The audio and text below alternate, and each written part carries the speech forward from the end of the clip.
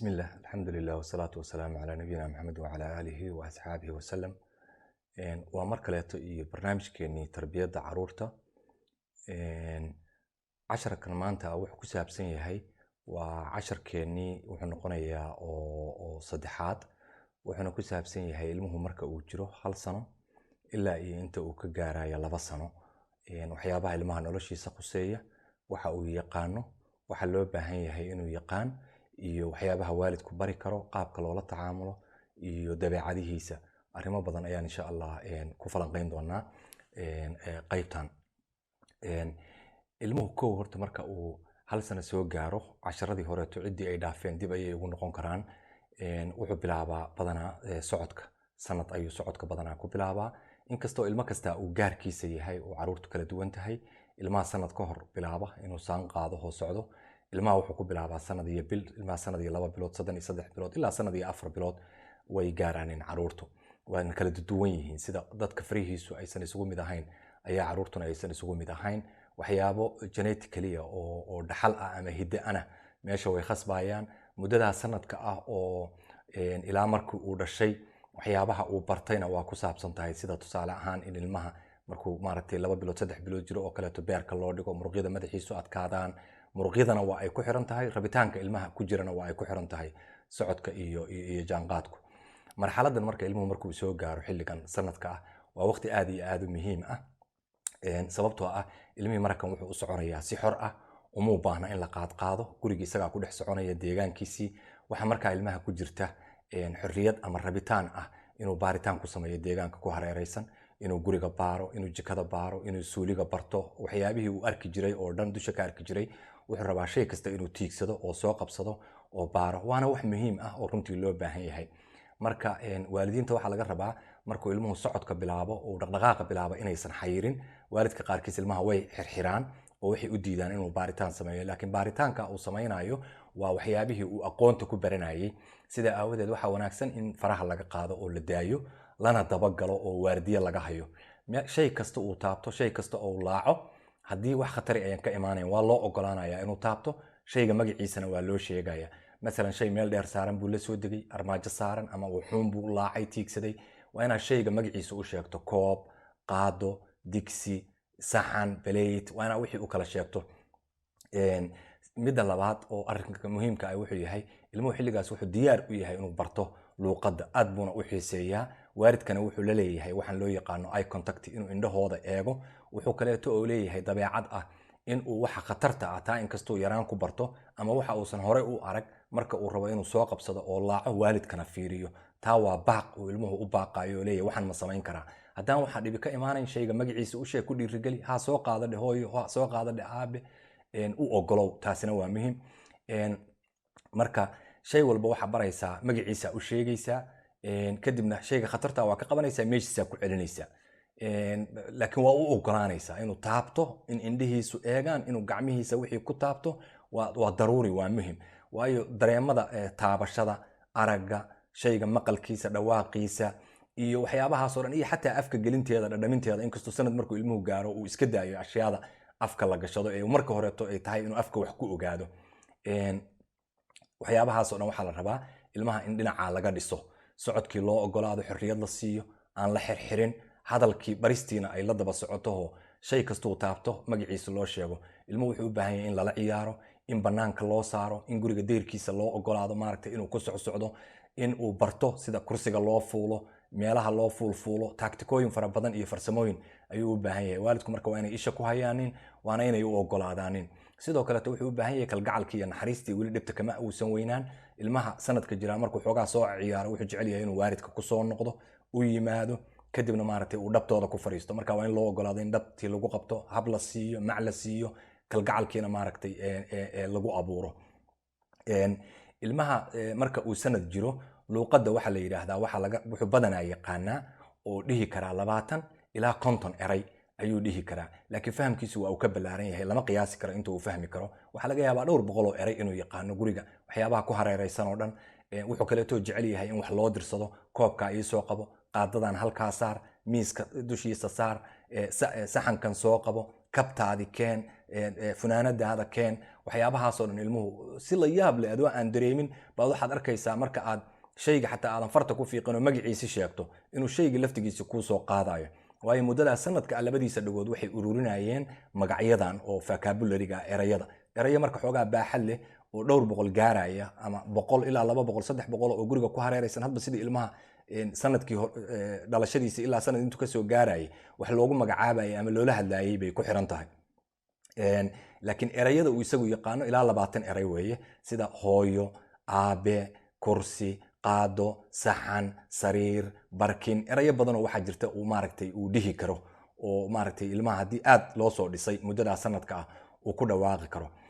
taa laftigeedu waxa ay ku xiran tahay ilmo ayaa waxa jira xoogaa hadalkiisu daaho oo ilaa 2 sano aan ku hadal waana iska arin oo dhinaca hidihiisa la xiriirta taana looma baahna in culays lagu saaro hadii hadalku ka soo bixi waayo arrinka marka muhiimka ah waxa weeye oo dadka Soomaalida badan ka tagsan ilmaha marka hadalka la baraayo horta marka ugu horeysa waa in indhahaaga iyo indhihiisu ay is eegayaan tan kaleeto waa inuu arkaayo bushimahaaga qaabka u dhaqdhaqaajinayso marka xuruufta ku dhawaaqayso aabe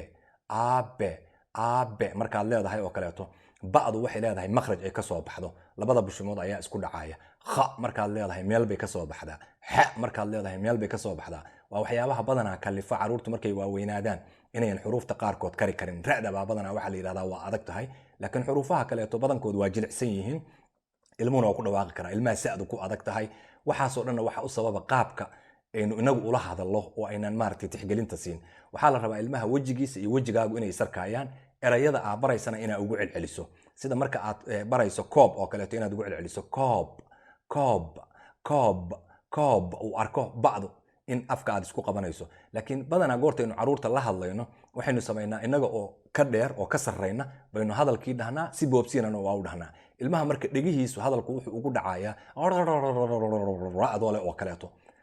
wax yar buu ka qabanaya oo ka bowsanaya laakiin erayadii uma cadda tacticadii adigu aad tiqiin oo xuruufta makhaarij alxuruuf meesha xarfuhu ka soo baxayaan la kala saarayayna isagii fursad uma aadan siin inuu arko waa muhiim inuu arko waad arkaysaa marka aad arrimaha tijaabiso aabe hooyo marka aad barayso bushimihiisa uu dhaqdhaqaajinaya marka erayada ugu celcelinayso uu isku dayayaa oo uu rabaa waayo afkeena waxa ku jira murqiyo aad u yar oo hadalka maaragtay kala saara xuruuftana hawada aynu isticmaalayno oo kaleeto oo inaga soo baxaysa baa dhawaaqeeda badbadisha ra oo kaleeto markuu leeyahay qofku carabku raadu waa adag tahay waxay u baahan tahay in dhabxanaga lagu dhajiyo oo kor lagu laalo ra rasuul raxmad carabkaaga fiiri erayga ra'da markuu ku dhawaaqayo kor buu aadaya ba'da bushimaha isku qabsamaya kha waxay ka soo baxaysaa gudaha shishe ha waa ka sii hooseysaa waxay jirtaa hoos labada maaragtay waxay ka soo baxaysaa daamanka hoose ilaa qumankay ka soo baxaysaa xaraf waliba meel buu ka soo baxaya marka in si ilmuhu uu u barto erayga ku dhawaaqiisa saxda ah waxaynu niri waxaa wanaagsan in waalidku uu erayadii maaragtay uu u kala saaro xuruuftii ilmaha muddada marka sanadka ah ilmuhu wuxuu u baahan yahay jimicsi fara badan inuu dhaqdhaqaaqo si uu cuntadana maaragtay kaaga cuno waxyaabaha muhiimka ah waxa kamid ah dadka Soomaalidu sameeyaan ilmuhu markuu sanad jiro wuxuu jecel yahay inuu cuntada ku practice gareeyo waalidka miis la fariisto ama dhulka la fariisto inuu gacantiisa ku cuno waa in loo ogolaado waxyaabahan ka daadaadanayo oo wasakhda ah maaragtay waa aad tirtiri kartaa haddaad rabtana marka horeeto bac iyo waxbaad gubli kartaa aad markaba maaragtay aad ku laabto laakiin u ogolow inuu gacmihiisa isticmaalo inuu kaa xoroobo ha isku dayin inaad markasta afka wax ugu gurto tan kaleetana waalidiinta Soomaalida dhibaatooyinka haysta waxa kamid ah ilmaha cunto cunistiisa aad bay uga walwalaan aad bay uga walwalaan xooga u saaraanin haddaad ilmaha cuntada culays ku saarto oo ku disho oo ku khasabto cuntada uu ka waalanaya marka ka dambeysana wuxuu ka qaadayaa fiig cunto markuu maqlo wuxuu u qaadanayaa wixii la isku dagaali jiray oo dhibka badnaa miiska u soo dhig u ogolow inuu isagu cuno wixii aad ka caawin karto ka caawi oo la toosi marmar afka u geli laakiin isaga u ogolow inuu inta badan uu xorriyad ka qaato oo barto ilmu markuu sanad jiro qaadada waxa ku cuni karaa gacantiisa waxba ku cuni karaa laclac hayska ahaato oo yey sida dadka u xooganaan laakiin tartiib ayuu u baranaya caruurtiina haddii aad u ogolaataan inay iyagu cuntada cunaan cuntadana ka dhigtaan wax wanaagsan oo waalidka dhan uu sheer gareeyo oo isla wadaago oo farxad ah oo waalidku meel wax ku wada cuno aabaha hooyada waxa dhan dadka waaweyn buu eeganaya caruurta waaweyn buu eeganaya sida ay sameynayaan buu sameynaya wax dhiba ma laha koob cabitaan ku jiro iyo waa ka daadan karaa laakiin ka taxadar xoogaa koobka ka yar fogay markuu qabsanayo isagu isku day inaadan adigu maaragtay aadan kula dhigin tartiib ugu ogolow adoo ilaalinaya hana u muujin maaragtay xanaaq iyo caro iyo maaragtay sas waayo qofka kan xorriyad baa ku jirta wuxuu rabaa inuu xoroobo wuxuu rabaa inuu isagu isdabiro naftiisa wuxuu qabsado waxyaabahaas oo dhan waxaa la rabaa marka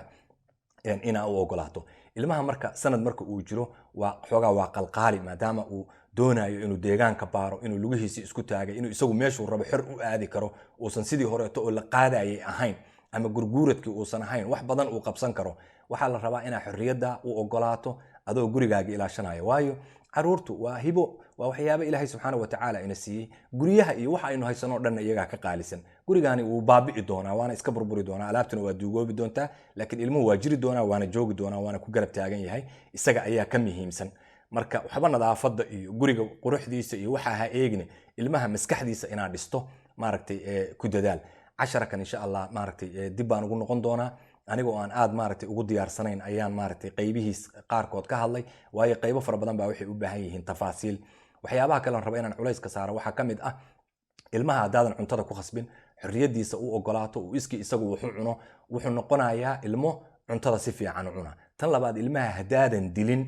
dhibaatooyinka soomaalida haysato waxaa ka mid ah 24 saac caruurta waxa lagula wareegayaa dhakhaatiir ilmo yaro waxaad arkaysaa hal sano jirayo meel walba faleeba kaga xiran tahay faraha oo bugtada iyo hargabku ayaan ka kacayn maxaa u sababa in la isweydiiyaa fiican adduunka wax ka dhaca maaha taasi waxyaabaha u sababka waxaa ka mid ah dilka faraha badan caburka faraha badan ilmaha la xirxirayo la garaacayo qaabka xun loola dhaqmayo waxaa dhacaysa ilmaha in immune systemkiisa difaaciisa jirku uu hoos u dhaco marka inuu u nuglaado inuu iska bugtoodo waxaan idiin sheegayaa oo tijaabiyey oo xaqiijiyey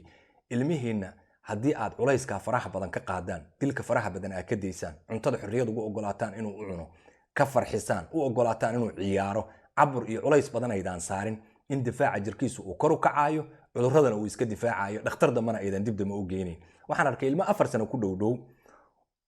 oo aan noloshiisa dhakhtar la geyn ama hal mar la geeyo dhagu dilaaceen inta kale caafimaad ahaa hargabku wuu ku dhacaya laakiin maalin iyo laba ka badan qaadan maayo duufkiisu waa maalin iyo laba duuf yeelanaya kadib waa uu ka boodaya laakiin inaga ilmaha hargab yari markuu ku dhaco ilmaha la dilo oo la caburiyo oo dhibaatada loo geysto oo mentally downka ama maskaxiyan liita waxa weeye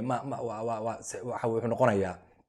jiradii buu la dhacaya waa sakaraadaya qandhadu waxay ku dhigaysaa cirka maxaa qandhadan xaraaradan badan keenaya marka difaaca jirka uu bacteria ama virus yaro jirka soo galay ka adkaan waayo jirku wuxuu ku dadaalayaa system wuxuu leeyahay in xaraarada kor loo qaado kuleyl siyaada uu yimaado si waxaas cudurkaas soo galay